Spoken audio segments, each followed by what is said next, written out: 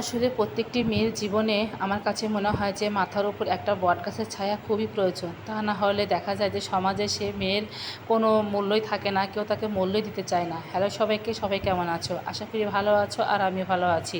তো এখন থেকে ব্লগটা শুরু করছি। এই তো দুপুরে রান্নাবান্না করব। তো রান্না করবো হচ্ছে এখানে রুই মাছ। রুই মাছগুলো অনেক সুন্দর করে কেটে ধুয়ে পরিষ্কার করে নিয়েছি, ফ্রিজে রাখা ছিল। আর হচ্ছে রান্না করব মিষ্টি কুমড়ো। তো মিষ্টি কুমড়োর সাথে একটুখানি পেঁপেও দিয়ে দিয়েছি।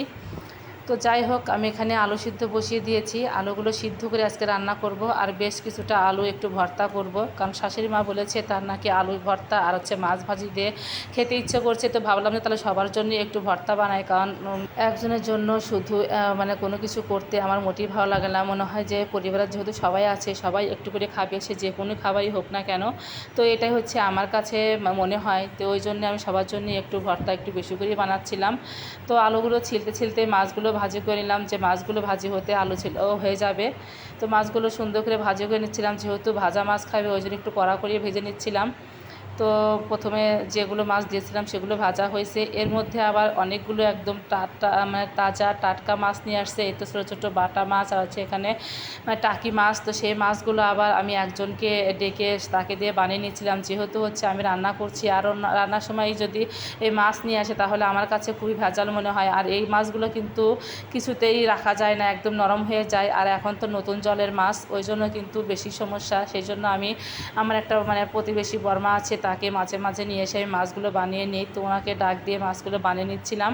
আর ওর বাবা বলছে যে কিছুটা মাছ যেন একটু ভাজি কড়া করে ভাজি করা হয়, খেতে কিন্তু ভালো লাগে এই মাছগুলো, যেহেতু টাটকা আছে। ওই জন্য আবার কিছুটা মাছ একটু ভাজি করে নিচ্ছিলাম। তো এদিকে আমি মাছের ঝোলটা রান্না করব। তো প্রথমে হচ্ছে জিরা ফোড়ন দিলাম, আর দুটো শুকনো মরিচ হচ্ছে আমি ভেজে নিচ্ছিলাম, যাতে করে হচ্ছে আলু সিদ্ধর মধ্যে দেওয়া যায়। আর আমি বেশ কয়েকটা কাঁচামরিচে ভেজে নিয়েছি। তো এদিকে এই তো আলু সিদ্ধ করে রেখেছিলাম, সেটাও দিয়ে দিয়েছি একটু ভালো করে ভেজে নিয়ে। তারপর হচ্ছে পটল ভাজি করে রেখেছিলাম, সবাই তো দেখেছো একটু। তো সেই পটল ভাজিও দিয়ে এখন সব ধরনের বাটা মশলা দিয়ে সুন্দর করে কষিয়ে সাথে মাছগুলো দিয়ে দিলাম, দিয়ে একটু করে ভালো কষিয়ে নিয়ে এখন হচ্ছে ঝোলের জন্য জল দিয়ে দেব।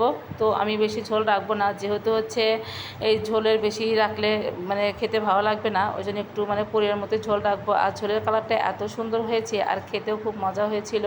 আসলে মাঝে মাঝে আলু সিদ্ধ করে ঝোল রান্না করলে কিন্তু খেতে বেশ ভালো লাগে। আমারও কিন্তু এরকমটাই মনে হয়। চাই না তোমরা কে কে এভাবে ঝোল রান্না করে খাও, যদি কেউ না খেয়ে থাকো অবশ্যই একবার খেয়ে দেখবে, অনেকটা টেস্ট হয়। তো ঝোলের কালারটা দেখে কিন্তু বোঝা যাচ্ছে কতটা মজা হয়েছিল। তো এখন হচ্ছে ভাজি করে নেব। তো প্রথমে কালো জিরা ফোড়ন দিয়ে দিলাম, আর এখন হচ্ছে তো মিষ্টি কুমড়ো আর হচ্ছে পেঁপে, একটুখানি পেঁপে ছিল সেটাও দিয়ে দিলাম, যাতে করে পেঁপেটা নষ্ট না হয়ে যায়, যেহেতু কাটা ছিল। তো যে কথা বলছিলাম যে একটা মেয়ের মাথার উপরে গার্জিয়ান কিন্তু বিশেষ দরকার, কারণ যদি বাবা থাকে বিয়ের আগে একটা সুন্দর পরিবেশের মধ্যে কিন্তু সেই মেয়েটা মানুষ হয় অনেক আদর যত্নে সম্মানের সহিত। আর যদি বাবা না থাকে তাহলে কিন্তু দেখা যায় নিজের রক্ত তার সাথে বেইমানি করে। আর পাড়া প্রতিবেশী সমাজ তো দূরেই থাক, সেটা তো আছে। আবার বিয়ের পরেও দেখা যায় যে যদি মাথার উপরে স্বামী থাকে তাহলে কিন্তু সবাই তাকে সম্মান করে, আদর যত্ন। আর যদি না থাকে দেখা যায় আত্মীয় স্বজন পাড়া প্রতিবেশী সমাজে তাকে অনেক অবহেলিত চোখে দেখা হয়।